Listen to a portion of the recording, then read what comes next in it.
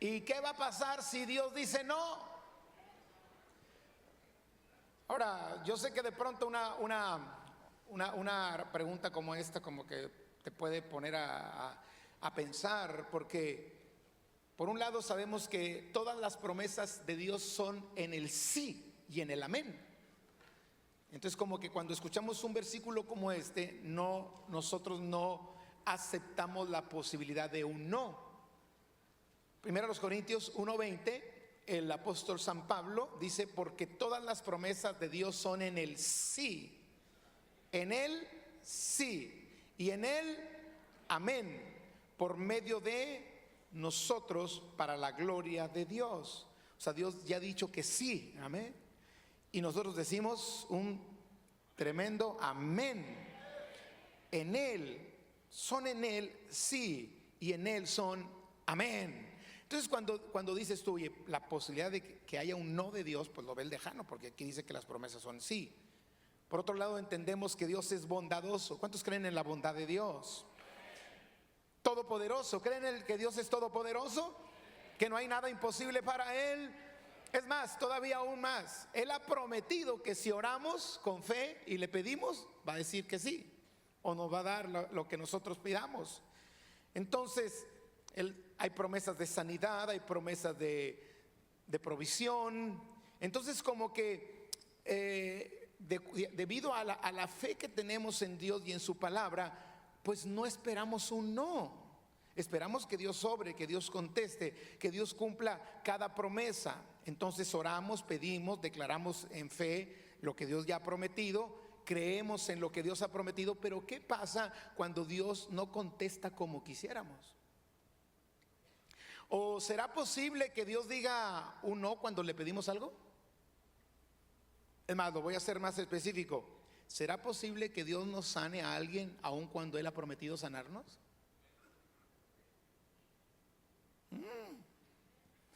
¿Será posible que Dios no conteste una oración de la forma en que se supone a la luz de la palabra debería ser contestada?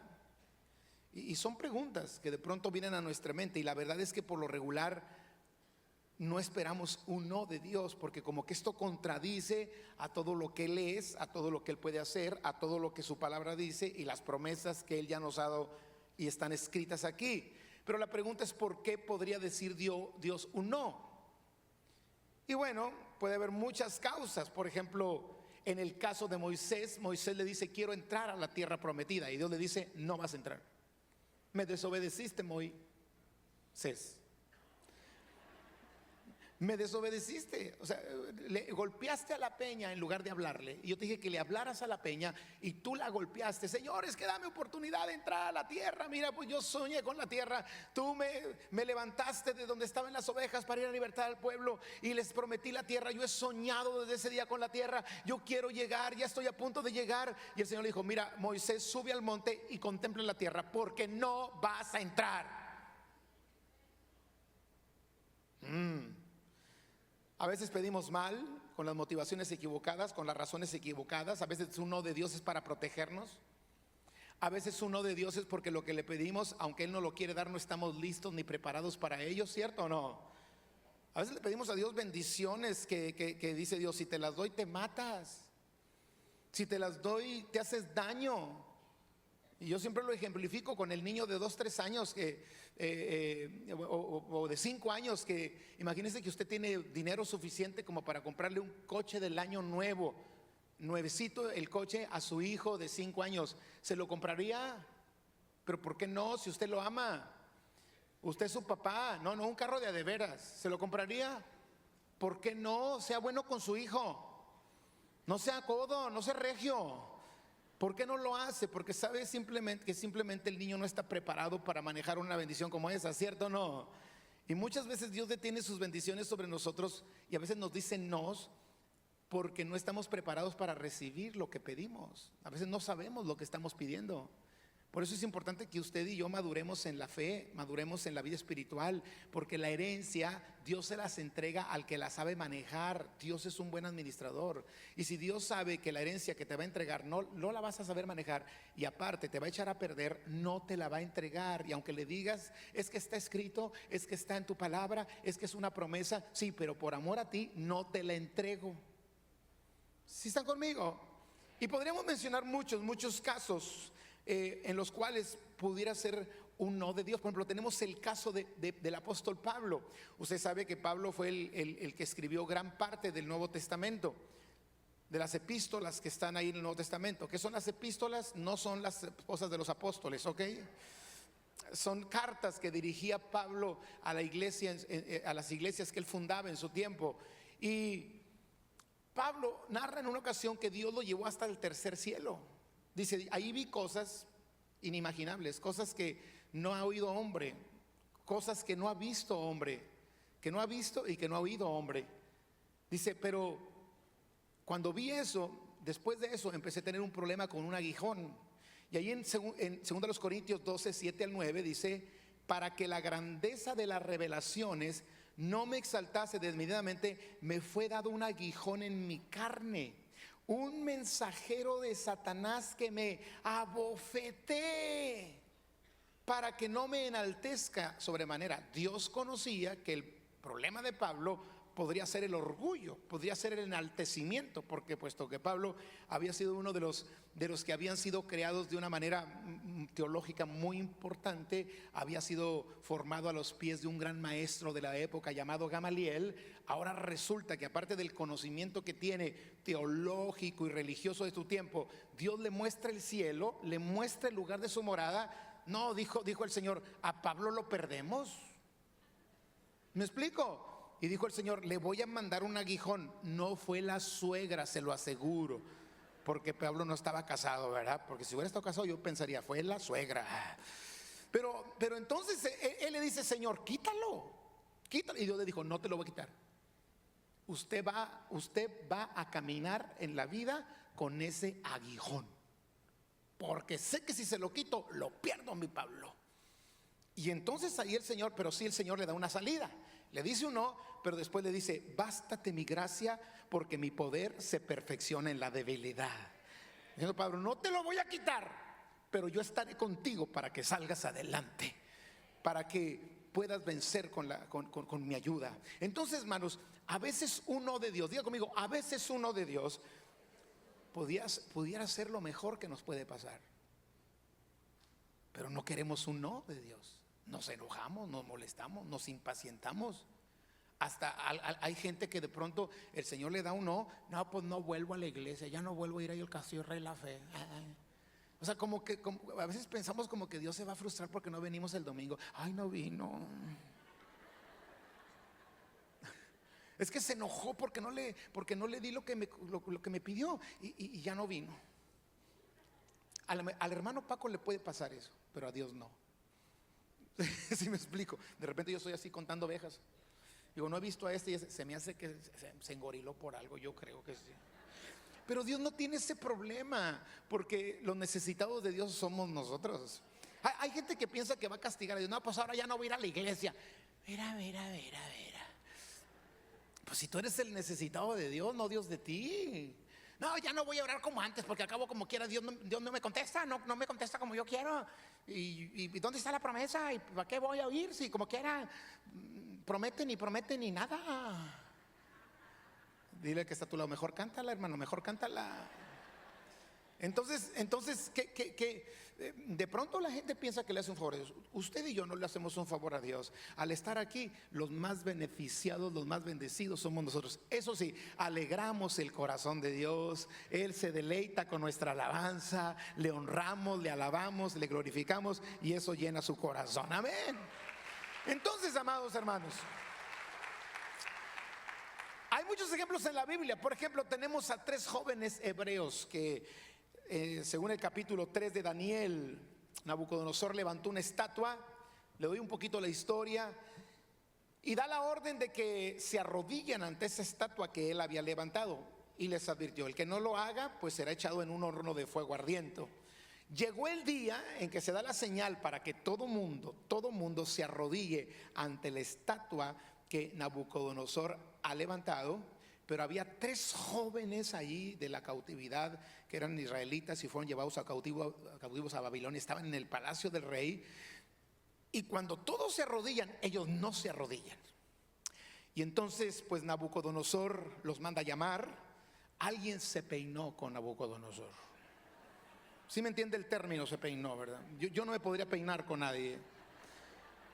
Pero alguien le fue y le dio el chisme a don Nabu. Dijo: oye, Nabu, es que digo Nabu para no decir Nabucodonosor y no tardarme tanto tiempo en la predicación que en este momento yo le estoy compartiendo a usted para que no se nos haga tarde. Amén, aleluya.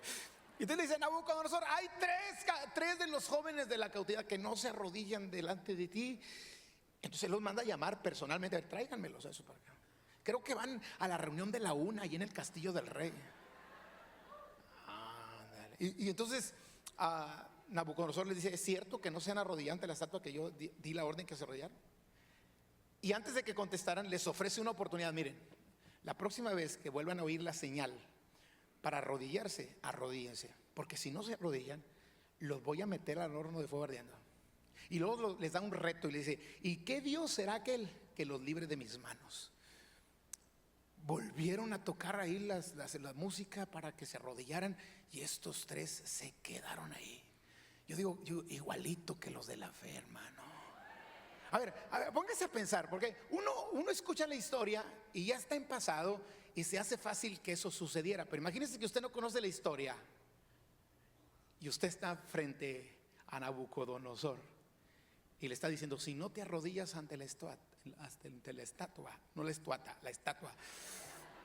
Como dice que no se dice estatua, papá, se dice monumento, ¿ok? Imagínate que no, esta historia no existe.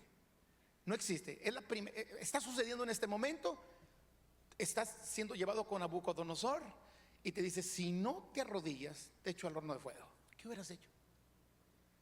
Le voy a decir lo que muchos hubieran hecho, pero sobre todo los del culto de las 10:30. Hubieran hecho algo como esto: Señor, tú sabes bien, estoy arrodillado por fuera, pero por dentro, Señor, yo estoy parado. Yo no me estoy arrodillando ante la estatua. Yo al único que me arrodillo es ante ti. Le estoy haciendo así como que él es la estatua, pero acá entre tú y yo, tú que conoces lo más profundo de mi corazón, sabes que es para ti. Muchos lo hubieran hecho, pero estos dijeron: no me arrodillo. Manden calentar el horno 7 veces más. Ay, pues sí, con la calentada que tenía, con eso era suficiente. Pero aquel, ¿por qué lo manda a calentar 7 veces más? Para retarlos y hacerlos claudicar. Y la historia dice que fueron metidos al horno de fuego. Tan caliente era el horno que los meten caen muertos. Pero cuando estaban en el horno, aleluya, de repente Nabucodonosor dijo: oye, ¿cuántos echaron? Echamos 3. Pues yo veo 4. Y el 4 no parece de este mundo. El 4 tiene un aspecto muy especial, semejante al Hijo de los dioses. Cristo mismo estaba ahí con sus hijos, librándolos. Aleluya. Ahora, yo quiero que veamos la respuesta de estos hombres, de estos jóvenes. Y aquí te pone a reflexionar un poquito, porque ahí en el capítulo 16 al 18, cuando los manda a llamar, le dicen a Nabucodonosor, dice: Sadrac, Mesac y Abednego respondieron al rey Nabucodonosor diciendo: no es necesario que te respondamos sobre este asunto. He aquí, nuestro Dios a quien servimos puede librarnos del horno de fuego ardiendo, y de tu mano, oh rey, nos librará. Diga conmigo: tenían fe. Tenían fe, número 1, en que Dios podría librarlos, ¿cierto? En un Dios todopoderoso, ¿sí? Tenían fe en que iban a ser librados de la mano de Nabucodonosor. Pero mire la siguiente frase: y si, a ver, pónganla, ¿sí está ahí? ¿Qué dice? Ahí. ¿Y si qué? ¿Y si qué?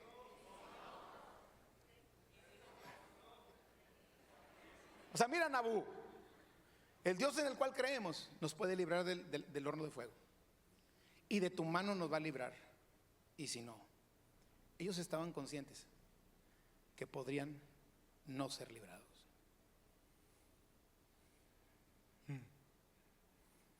Por eso la pregunta al mensaje es: ¿y qué si Dios dice no? ¿Por qué? ¿Por qué estaban conscientes que podrían no ser librados? Porque Dios piensa más alto que nosotros. Dios piensa más grande que nosotros. Porque Dios tiene mejores planes que los nuestros. ¿Cuántos dicen amén? Y aunque usted pueda decir, ¿será un plan de Dios ir al horno de fuego? Claro, Dios lo puede hacer. Dios puede hacer algo que no está en nuestra capacidad de pensamiento. Por eso ellos dieron la posibilidad. Y no eran gente sin fe. Y no eran gente media prima que no estaba bien comprometida con el Señor, ¿verdad? Era gente que creía en Dios, creía en su poder, creía en su bondad, creía en su amor. Pero dijeron, pero si no nos libra. Y luego le dicen ahí, si no, pues quiero decirte que no serviremos a tus dioses, ni tampoco adoraremos la estatua que tú has levantado. Y es que, amados, a veces va a haber un no de Dios para nosotros. ¿Y qué vas a hacer? ¿Cuál va a ser la actitud que vamos a tomar? Amén. Ahora, nosotros, si continuamos viendo la historia, ese no de Dios resultó para mucho bien. Porque, bueno, después de que los meten al horno, mire lo que sucedió en el capítulo 3, 26 al 30, bien rapidito. Dice: Nabucodonosor se acercó a la puerta del horno de fuego ardiendo y dijo: Sadrac, Mesac y Abednego, siervos del Dios Altísimo, salid y venid. Entonces Sadrac, Mesac y Abednego salieron del medio del fuego, y se juntaron los sátrapas, los gobernadores, los capitanes y los consejeros del rey. Y yo creo que alguna que otra hermana que le gusta mucho andar oyendo lo que no debe de andar por ahí. Y dice: para mirar a estos varones, como el fuego no había tenido poder alguno sobre sus cuerpos, ni aun el cabello de sus cabezas se había quemado. Sus ropas estaban intactas y ni siquiera olor de fuego tenían. Y mire, aquí viene el resultado del no de Dios. Por eso usted no se preocupe cuando Dios dice un no. Algo bueno Dios se trae con su vida. Dice: entonces Nabucodonosor dijo: bendito sea el Dios de ellos, de Sadrac, Mesac y Abednego, que envió su ángel y libró a sus siervos que confiaron en él y que no cumplieron el edicto del rey y entregaron sus cuerpos antes que servir y adorar a otro Dios que su Dios. Por lo tanto, mire, se convirtió el tipo, se convirtió, hermanos. Por lo tanto, dice, decreto, ¿qué dice? Que todo pueblo, nación o lengua que dijere blasfemia contra el Dios de Sadrac, Mesac y Abednego sea descuartizado y su casa convertida en muladar, por cuanto no hay Dios que pueda librar como este. El nombre de Dios salió glorificado, el nombre de Dios salió enaltecido. Dios, la fama de Dios corrió en todo el lugar.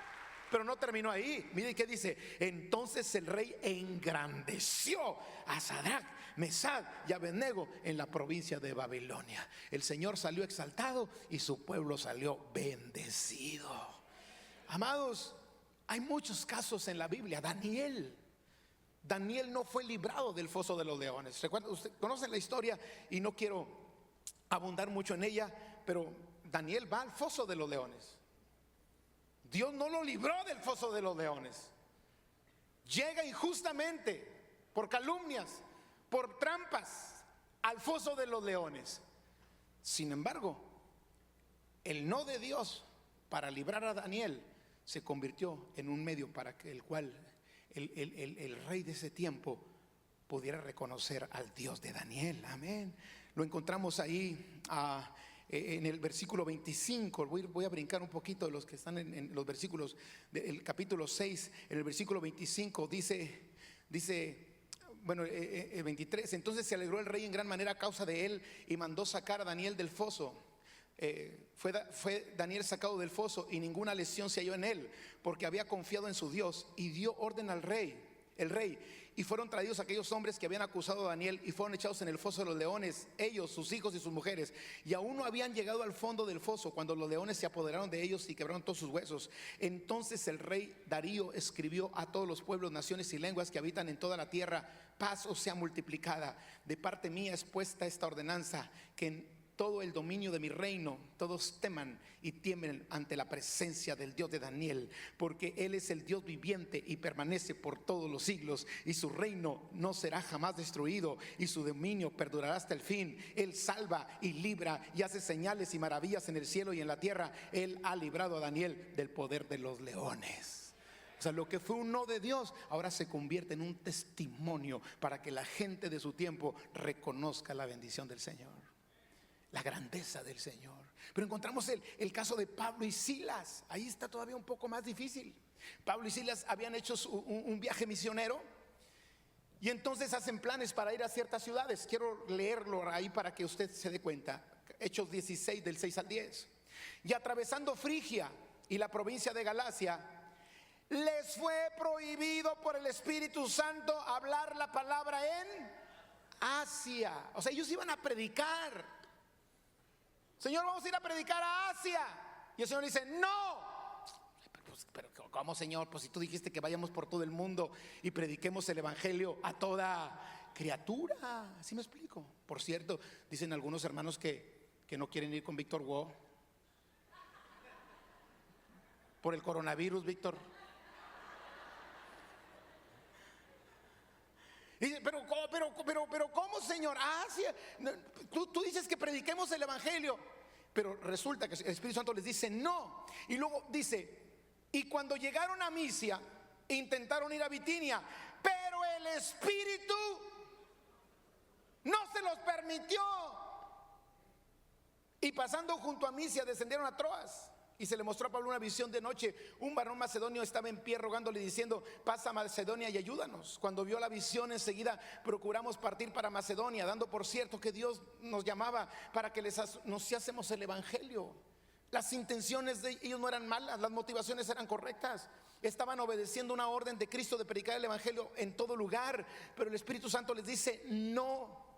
¿Y por qué les dijo no? Porque Dios tiene mejores planes que los nuestros. Y no es que a Dios no le interesara Asia y Dios no le interesara Bitinia. Él sabía que en cualquier momento ellos iban a ser enviados ahí, pero él tenía una urgencia mayor. Había en Macedonia una ciudad que se llamaba Filipos. Y en Filipos había una mujer que adivinaba, tenía un espíritu pitonizo. Dice la palabra que cuando llegan ahí, la mujer empezó a decir, estos son hijos del Dios Altísimo que predican el evangelio. Decía una verdad la mujer, pero le decía una verdad para engañar a la gente. Entonces Pablo, lleno de celo, en una ocasión le dijo, espíritu de adivinación, sal fuera de... Y el espíritu salió y la mujer ya no pudo adivinar. Se les cayó el negocio a los dueños de ella. Y eso les costó la cárcel. Ahora mire, ¿qué pasa por la cabeza de dos hombres que le dicen, Señor, voy a ir a Asia? No vas. Bueno, está bien, voy a Bitinia. Tampoco. Vas para Macedonia. Les muestra una visión un varón macedonio. Ellos obedientemente se van para Macedonia, y cuando llegan a Macedonia sucede esta situación y los meten a la cárcel. ¿Qué hubiera hecho usted? ¿Qué hubiéramos hecho nosotros ante ese no de Dios? ¿Sí? Pero la historia no termina, la historia no termina ahí. Dice la Biblia que cuando ellos estaban en la cárcel empezaron a cantar himnos a Dios y los presos oían. Eso quiere decir que estaban cantando, no como cantan algunos aquí en la alabanza.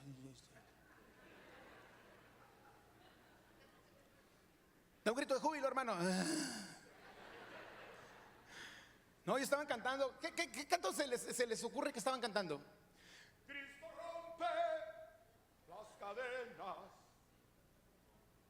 Cristo rompe las cadenas. Tengo que decir, y todos los presos, estos están bien locos, están encadenados, están en la cárcel del fondo, está todo oscuro y estaban, Cristo rompe las así como Pavarotti. Y los presos oían. ¿Los presos qué? ¿Los presos qué? Y Dios esperó a que los presos oyeran. Y cuando están oyendo, dice la Biblia, que vino un terremoto y las cadenas de todos se les soltaron. No las de ellos nada más, hasta lo de los orejones se soltaron, hermano. Si me explico, el carcelero dice: me voy a matar, se van a escapar. Y le dice Pablo: no te vayas, aquí estamos, hombre, no nos vamos a ir. Y el hombre dice: ay, ¿qué hago para ser salvo? Y ahí viene esa frase: cree en el Señor Jesucristo y serás salvo tú y toda tu casa. Ahora, no para ahí. ¿Cuántos creen? Porque hay mucha gente que dice: pues eso se lo dijo Pablo al carcelero, eso no es para nosotros, era para el carcelero. Que siempre hay gente negativa. ¿Han oído eso? Porque de repente usted dice: yo creo lo que la palabra de Dios dice, que si creo en el Señor Jesucristo seré salvo yo y toda mi casa. Y nunca falta un aguafiestas, hermana. Pero eso Dios se lo dijo al carcelero, no es para ti. Pues si Dios lo dijo y lo escribió, es para mi enseñanza, es para aumentar mi fe y para saber que si lo hizo con el carcelero, también lo puede hacer con mi familia, conmigo y toda mi casa. Amén. No está escrito ahí nada más porque se le ocurrió escribirlo. Tenía un propósito, pero a mí me interesa esto. Dios les prohíbe ir a Asia, a Bitinia, los manda a Macedonia. Ahí sale una frase que en el año 2020 inspira el corazón de nosotros y nos da la esperanza que tu hijo puede ser salvo, que tu esposa puede ser salva, que tu esposo puede ser salvo, que en Jesús hay salvación no solo para ti, sino para todos aquellos que te rodean. El no de Dios a Pablo y a Silas te edifica a ti y a mí hoy, 2 de febrero del año 2020. ¿Se da cuenta? Es impresionante cómo Dios actúa. No vayamos más lejos, rápido. Hebreos 11, ¿cuántos conocen Hebreos 11? Hebreos 11 está después del 10 y antes del 12, aleluya. Hebreos 11 está una lista de los hombres y mujeres de fe. Hombres que se caracterizaron y mujeres que se caracterizaron por ser gente de fe. Se supone que a la gente de fe Dios le dice todo sí, porque tiene fe. Pero encontramos que a ellos les dijo no, con todo y su fe. ¿Están conmigo? Vamos a verlo. Versículos 13 al 16. Conforme a la fe murieron todos estos, sin haber recibido lo prometido, sino mirándolo de lejos y creyéndolo y saludándolo y confesando que eran extranjeros y peregrinos sobre la tierra. Porque lo que esto dicen claramente dan a entender que buscan una patria, pues si hubiesen estado pensando en aquella donde salieron, ciertamente tenían tiempo de volver, pero anhelaban una mejor, esto es la celestial, por lo cual Dios no se avergüenza de llamarse Dios de ellos, porque les ha preparado una ciudad. Pero si usted sigue leyendo, encontrará cosas más fuertes, con gente de fe. Hebreos 11, 36 al 40. Otros experimentaron vituperios y azotes, y eran gente de fe. Este tipo de palabra ya no se escucha mucho en los púlpitos, pero también sucede esto. Es más, dice aquí, fueron a prisiones y a cárceles, fueron apedreados, fueron aserrados. Hoy en la primera reunión mi hija me dijo: papá, te equivocaste en lo que dijiste. Yo: ¿por qué?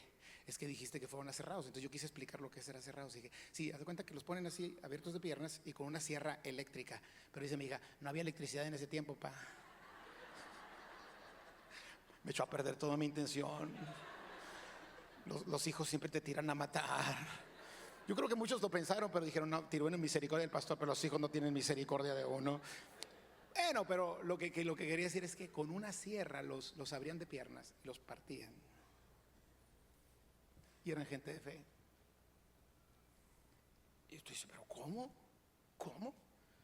Pero nos damos cuenta que cuando ellos fueron aserrados, Dios estaba pensando en nosotros.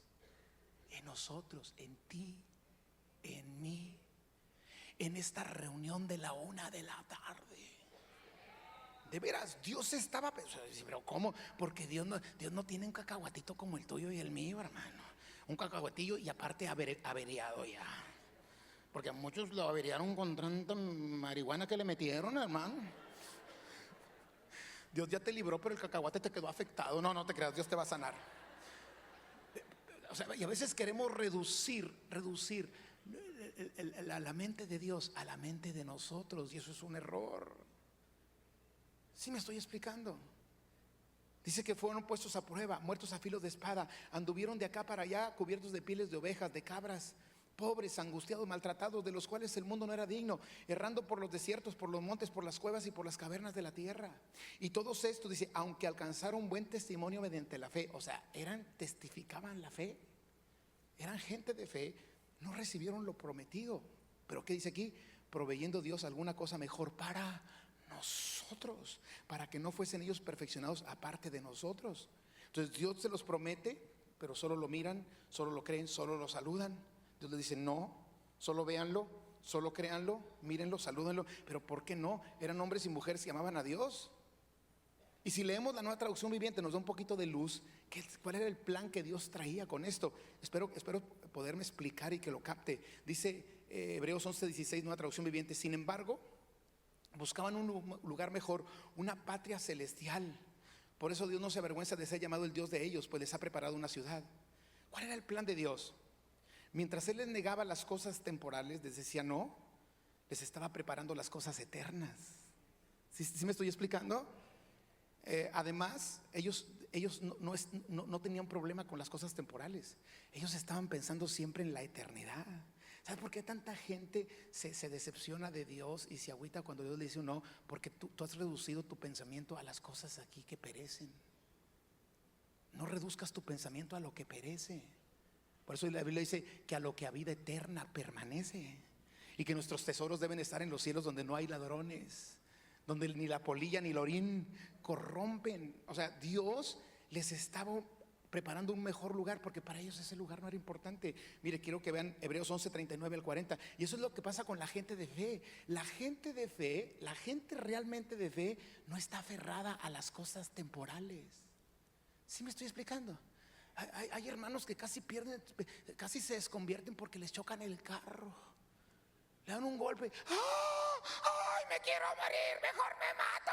Ay, ¿cómo? ¿Cómo le das más valor a tu carro? Ahora se los dice alguien que pasó por eso. Cuando le dieron el golpe a mi primer bocho, hermanos, me había costado tanto el bocho. Era un modelo 1975. Lo compré en 1984. Era 9 años viejito. Pero yo amaba más el bocho más que a mi vida misma.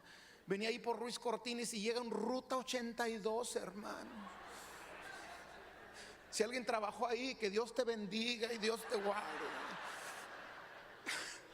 Y llega el Ruta 82 y le da al pobre bocho, le dio un golpe, hermano, pero qué bárbaro. ¿Usted cree que yo pensé en ese momento en mí? Ay, que me golpeé. ¿En quién cree que pensé?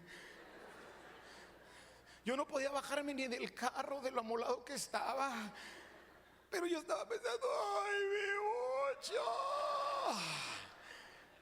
Y muchas veces nosotros estamos renegando de Dios y todo, porque Dios está pensando en ti para lo eterno. Y tú estás aquí, es que me dejó fulana, me quiero matar.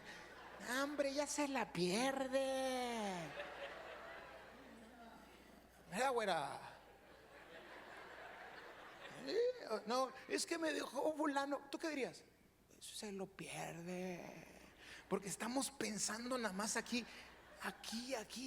en lo temporal. Nuestro cerebrito está muy aterrizado, pero Dios quiere que levantes tu mirada y vayas por cosas mayores de las que Dios tiene para tu vida. Mire, le explico así en pocas palabras. ¿Por qué no se cumplieron las promesas a ellos? Porque Dios pensaba en nosotros. Porque Dios quería cumplir en Cristo las promesas, no solo las de nosotros, sino también las de ellos. O sea, Dios quería cumplir en Cristo, diga conmigo, en Cristo, las promesas, igual que nosotros. Por eso dice que para que no fueran perfeccionados antes que nosotros.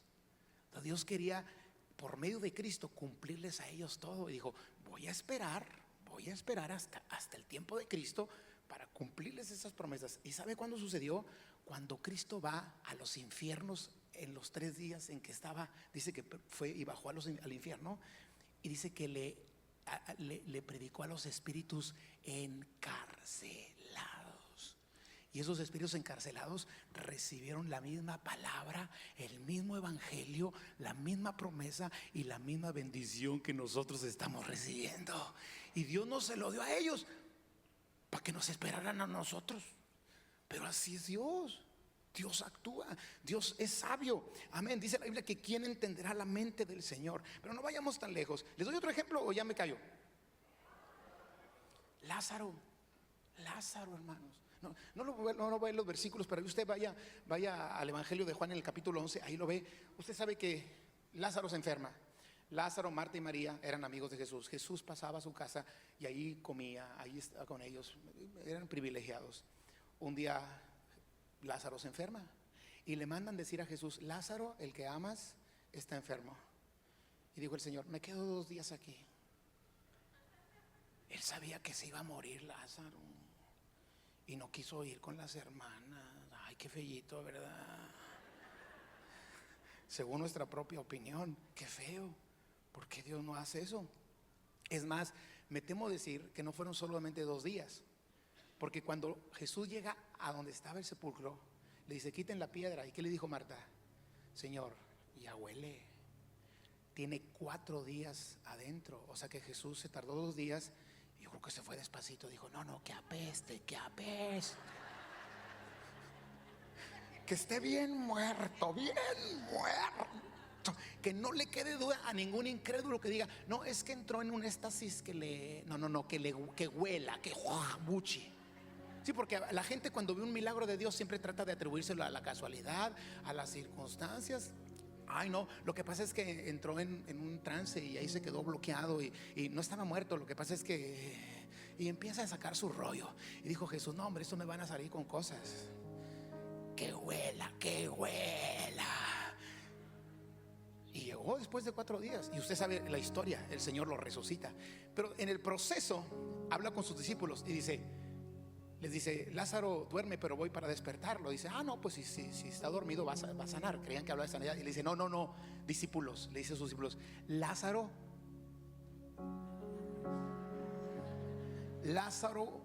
está muerto. Y lo dice el Señor: y me alegro de no haber estado ahí. Así dice. Bueno, ¿no lo cree? Déjese lo pongo porque alguno va a decir: el pastor ya está blasfemando. Ahí en el versículo capítulo 11, del 11 al 16. Dicho esto, les dijo después: nuestro amigo Lázaro duerme, mas voy para despertarle.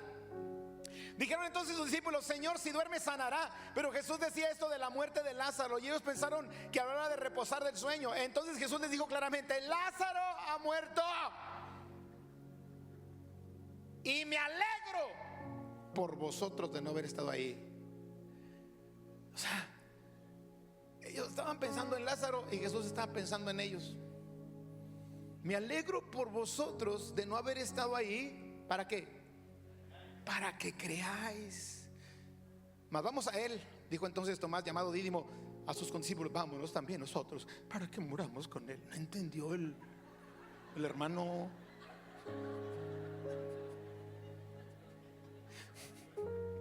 ¿Por qué no fue a tiempo? ¿Que no eran sus amigos? Si los amaba. Pero dice: me alegro de no haber estado ahí. ¿Sabe qué le estaba diciendo? Debido a ese no, ustedes van a creer de verdad. Debido a ese no, su fe les va a aumentar y van a saber ahora realmente quién soy yo. Ahora ustedes tendrán la oportunidad de confiar en mí. Y no solo ustedes, sino todos los que conocen a Lázaro, a Marta y a María. Ellos van a aprender a confiar en mí. ¿Sabes por qué Dios a veces te ha dicho que no a ese problema financiero? Porque está esperando que salgas hasta en el Facebook: está quebrado. ¿Ya ven cómo se peina la gente? Está esperando a que tu familia diga: ay, pues, ¿y eso que va a la iglesia los domingos a la 1? ¿De qué les sirve estar sentadote 2 horas ahí oyendo al pelón ese? ¿Se lo explico? ¿Conocen ustedes? Hoy estoy hablando del tanteo. Se me hace que ¿dónde está hablando esta fila de arriba? No. ¿Y dónde está el Dios? Y el Señor todavía te pone en más crisis así. Ah, mira, ahí está. Y que se dé cuenta tus tíos y tus sobrinos y tu prima de Iowa y de California. Y que se dé cuenta todo el mundo allá. Oye, este está en la ruina, está cada vez mal. Y el Señor dice: ay, todavía no, necesito que más vean la ruina de este. Es más, que llegue a Europa, que llegue a Europa. Sí, sí, sí. Es más, que lo encuentren los de la televisión, y le hagan una entrevista para que digan: este de plano ya está arruinado. Porque entre más gente sepa lo que estás pasando, el día en que yo te bendiga, el día en que te saque de tu situación, esa gente se dará cuenta quién soy yo, y va a aumentar su fe y su confianza en el Señor. No tengas miedo al no de Dios. David un día le quiso construir templo al Señor y dijo: tú no, David, tú no. Él estaba habitando en casa de cedro, en un palacio, y se acordó, dijo: el arca del Señor está bajo cortinas, le voy a construir una buena casa. Le dice el profeta: mira, traigo este plan. El profeta dice: hazlo, David, haz lo que te venga a la mano, porque Dios está contigo, David, hazlo, échele, campeón, para adelante. Y en la noche Dios le dice: Natán, dile a David que él no va a ser.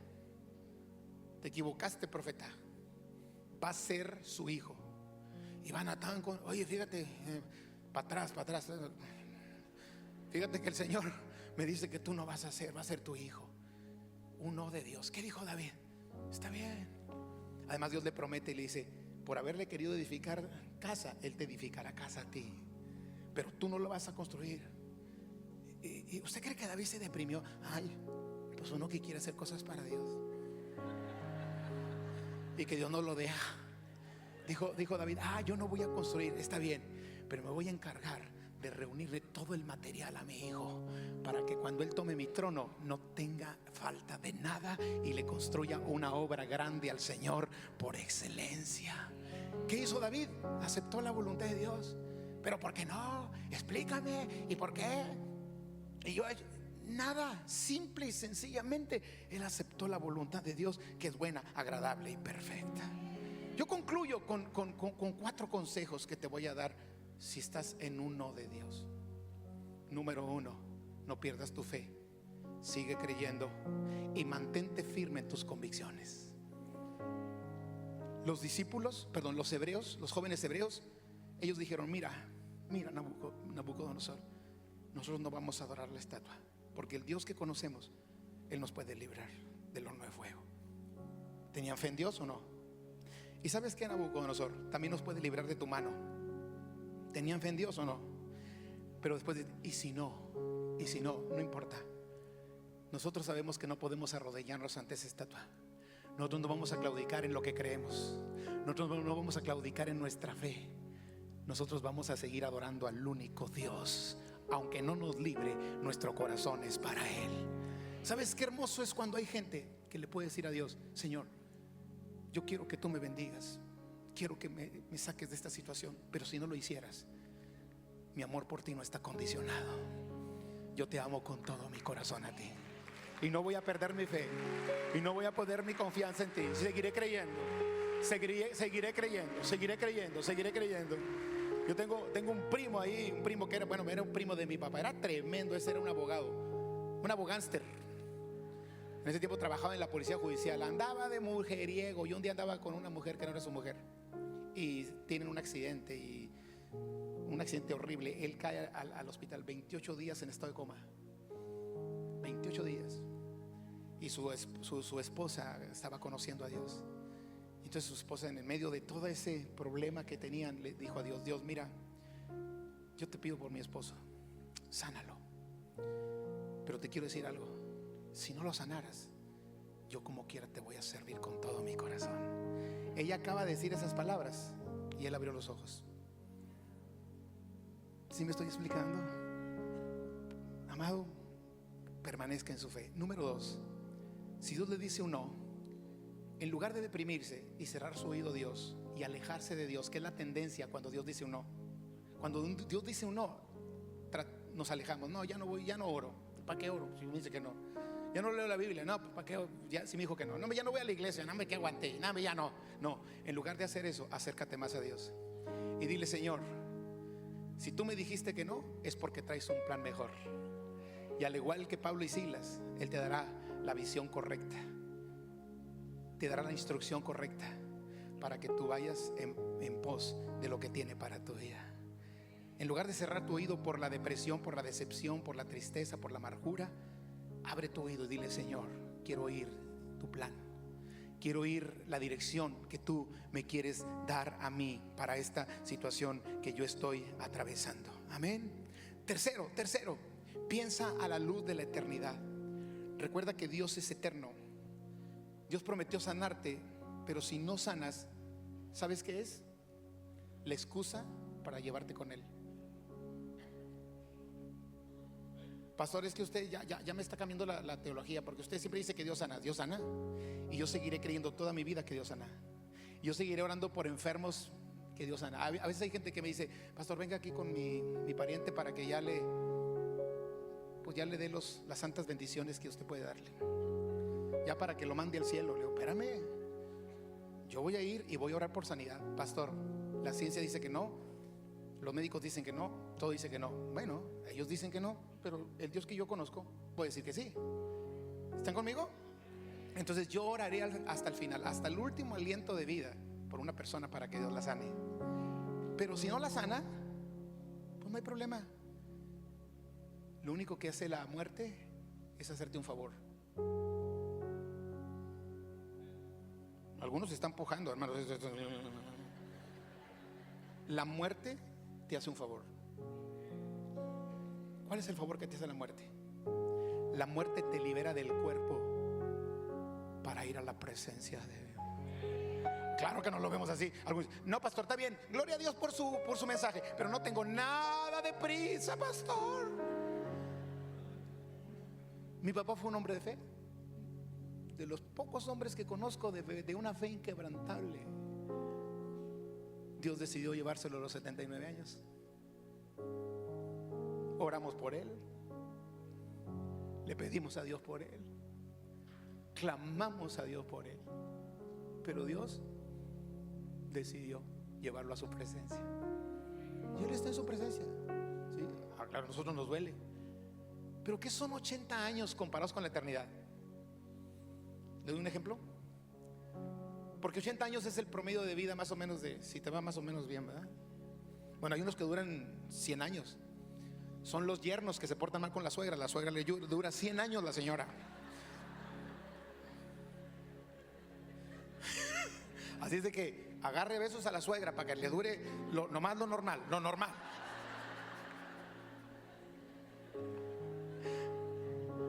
Pero imagínate que el promedio de vida, dice David, que los más robustos aguantan 80 años. A 80 años agrégale 1,000,000 de ceros. A la cantidad que ya tienes, nueva cantidad que tienes después de agregar 1,000,000 de ceros, agrega 1,000,000 de millones de ceros.